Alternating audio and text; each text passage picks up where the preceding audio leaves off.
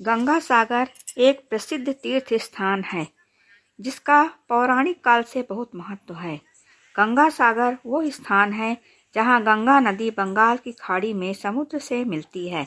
कहा जाता है कि सभी तीर्थों की यात्रा का फल तब तक नहीं मिलता जब तक आप गंगा सागर नहीं जाते। मकर संक्रांति के दिन गंगा सागर में स्नान दान का सर्वाधिक महत्व बताया गया है।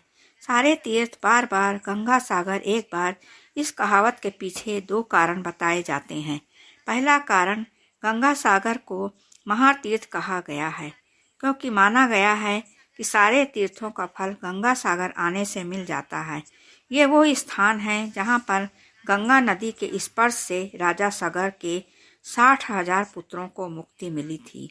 इसलिए कई श्रद्धालु लोग यहाँ आकर अपने पितरों का श्राद्ध, तर्पण या पिंडदान करते हैं और पूर्वजों की मुक्ति की कामना करते हैं।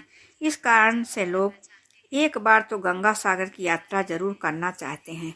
इसलिए कहा गया है कि सारे तीर्थ बार बार, गंगा सागर एक बार। पुराणों में भी गंगा सागर में दान और स्नान को धार्मिक और आध्यात्मिक दृष्टि से काफ़ी महत्वपूर्ण बताया गया है।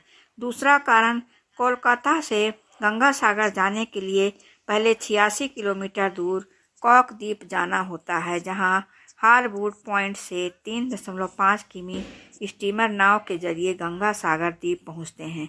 इसके बाद सागर द्वीप में पर 32 किलोमीटर यात्रा करने के बाद गंगा सागर तीर्थ आता है। समय के साथ यात्रा काफ़ी दुष्कर और कठिन थी। एक दिन की यात्रा करने के बाद लोग गंगा सागर पहुंच जाते थे, इसलिए लोग दोबारा जाने की सोचने भी नहीं रहे। इसलिए लोग कहने लगे कि सारे तीर्थ बार बार, गंगा सागर एक बार। गंगा सागर की कहानी, रामायण की एक कथा के अनुसार अयोध्या के राजा सगर अश्वमेध यज्ञ कर रहे थे।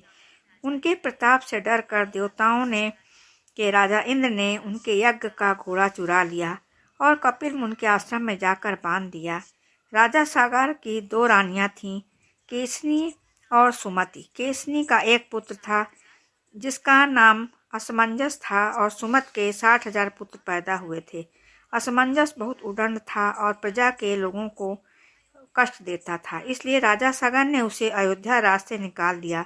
अश्वमेध यज्ञ का घोड़ा चोरी हो जाने से राजा सगर बहुत चिंतित हुए क्योंकि यज्ञ पूरा होने के लिए घोड़ा मिलना जरूरी था। राजा सगर ने अपने 60,000 पुत्रों को घोड़ा खोजने के लिए भेजा। घोड़ा खोजते खोजते राजा सगर के वे सभी पुत्र कपिल मुनि के आश्रम में पहुंच गए और घोड़े को वहां बंधा देखकर उन्होंने कपिल मुनि को चोर समझा। कपिल मुनि भगवान विष्णु का अंश अवतार थे, जिन्होंने कंदर्प ऋषि के पुत्र के रूप में जन्म लिया था। राजा सगर के पुत्र कपिल मुनि के बारे में नहीं जानते थे और उन्हें कपिल मुनि का काफ़ी अपमान कर दिया। इस अपमान से क्रोधित होकर कपिल मुनि ने राजा सगर के पुत्रों को श्राप दिया कि तुम सब अभी भस्म हो जाओ। मुनि के श्राप देते ही तुरंत राजा सगर के 60,000 पुत्र वहीं भस्म हो गए। जब कभी समय बाद राजा सगर के पुत्र वापस नहीं आए तो उन्होंने अपने पौत्र अंशुमान, जो कि असमंजस का पुत्र था, अपने चाचाओं का पता लगाने के लिए भेजा। अंशुमान भी खोजते खोजते कपिल मुनि के आश्रम में पहुंच गया।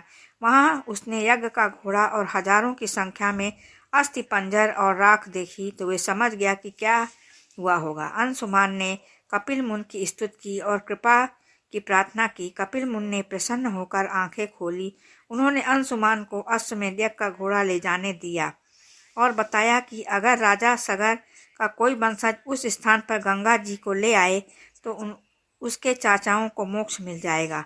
अंशुमान घोड़ा लेकर अयोध्या वापस आ गया और राजा सगर के यज्ञ पूरा किया। राजा सगर ने अगले 30,000 वर्षों तक राज किया। फिर वे अंशुमान को राज सौंपकर स्वर्ग सिधार गए। अंशुमान ने गंगा जी को पृथ्वी पर लाने का बहुत प्रयास किया, लेकिन वे अपने जीवन में सफल नहीं हो पाया।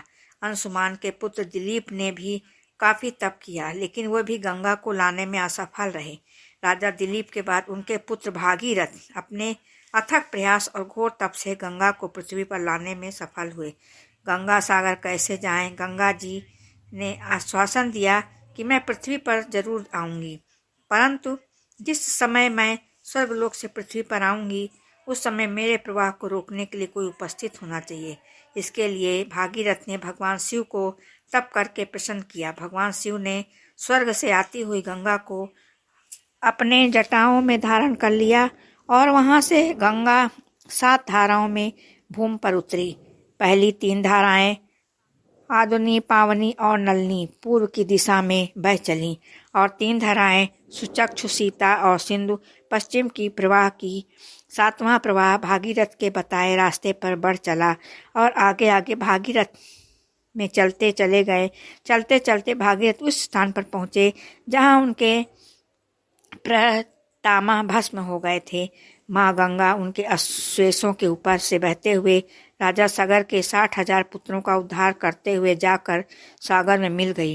राजा भागीरथ ने गंगा जी को पृथ्वी पर लाया, इसलिए गंगा का नाम भागीरथनी भी हो गया भी है। गंगा सागर का मेला, जिस स्थान पर राजा सागर के पुत्रों को मुक्ति मिली, गंगा सागर वही स्थान है।